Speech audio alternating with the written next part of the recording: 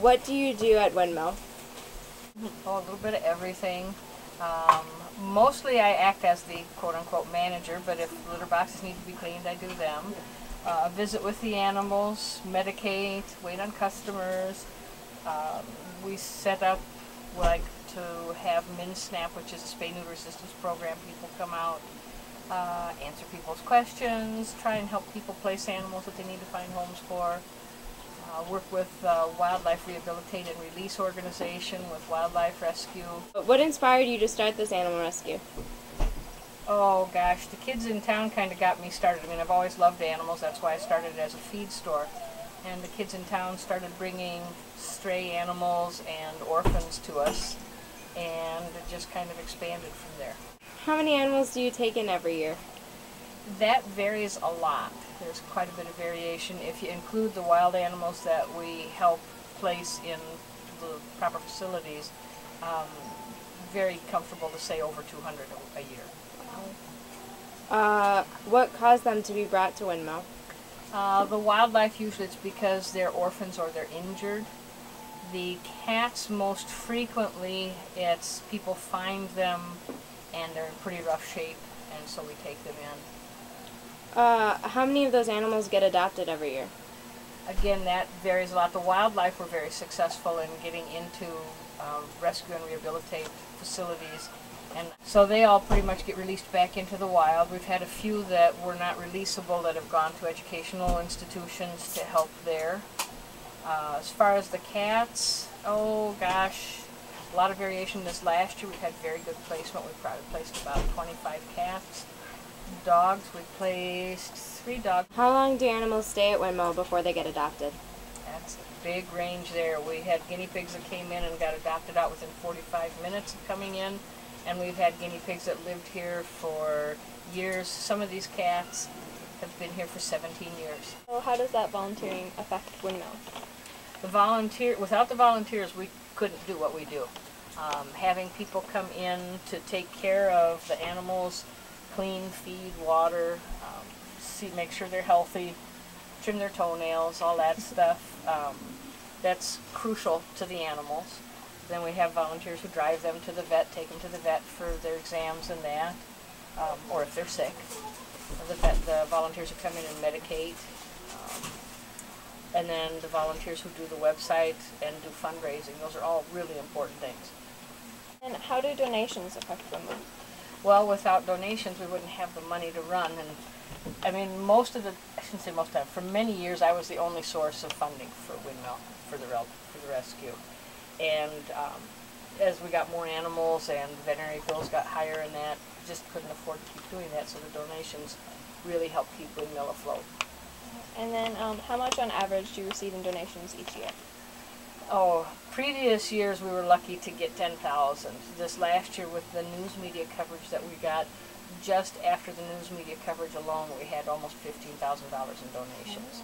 So the news media really made a huge difference.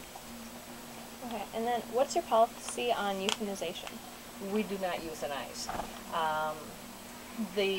I will say the only exception might be if someone was terminal and their quality of life was not good.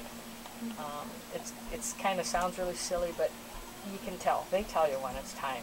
And if it's terminal and they tell you it's time, and what we try to do then is we either have the vet come here to do it, or we give them some tranquilizers so they're very comfortable and relaxed when they go for the ride. But we've only had to do, in the last 5 years, shelter animal, or even with my own personal animals, only had to do one, and that was a cat that was in liver failure, and she was just really uncomfortable, and the vet came here and did it right here so that she never had to leave. And what makes Windmill different than other animal rescues? I think one of the things is that animals, whenever it's possible, get to be loose and interact with the people that come and go. So their personalities develop and they have more of a life than just being in a cage. We also believe in quality of home as opposed to quantity of homes that we place. It's one of the reasons that we don't place as many. We'd rather make sure they're good homes rather than just being able to say, yeah, we placed 250 or 2,000 or whatever. It's like, no, we placed 15, but they're all in really good homes. How does this career fit your personality and beliefs? The animals are relaxing, they're unconditional love, so you can't beat it. And then I have an educational background that fits right in there with a degree in animal science. Worked for veterinarians since I was 16, so I've had a lot of experience as a tech also, and then animal nutrition background, so it fits in those ways. What are your goals for the future of Windmill?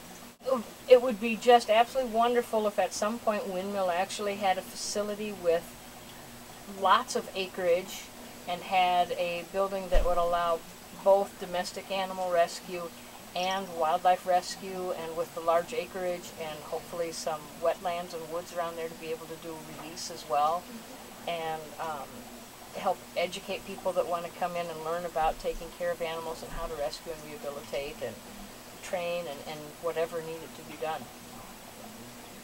What characteristics do you prize most in a volunteer? I really enjoy it when I see a volunteer who truly has a connection with the animals. The coming and seeing the animals and dealing with the animals is something that you can just see it inside of them. You know, it's like they glow when they see. Those are the people that, at least I found, really make the best volunteers. They may be a little bit slower, they may be a little bit less focused, but they're the ones that in the long run, they keep coming back and they really enjoy what they're doing. After that, then it gets to be things like, you know, people who are focused, people who can work on their own, people who see what needs to be done. But the big thing is really that they have this connection with animals. Why do you choose the euthanization policy that you do? It's a personal belief. I think that every living being has the right to live, whether it be a mouse, a cat, a human, you know, they all have the right to live. Do you do any work with this issue outside of Windmill? Well, we worked with the city to help them establish their animal ordinance. I do work with the Wildlife Rehabilitate and Release, and we do network with other rescue organizations. We do, if possible, go to schools and community events to help people. You know, when they had an emergency preparedness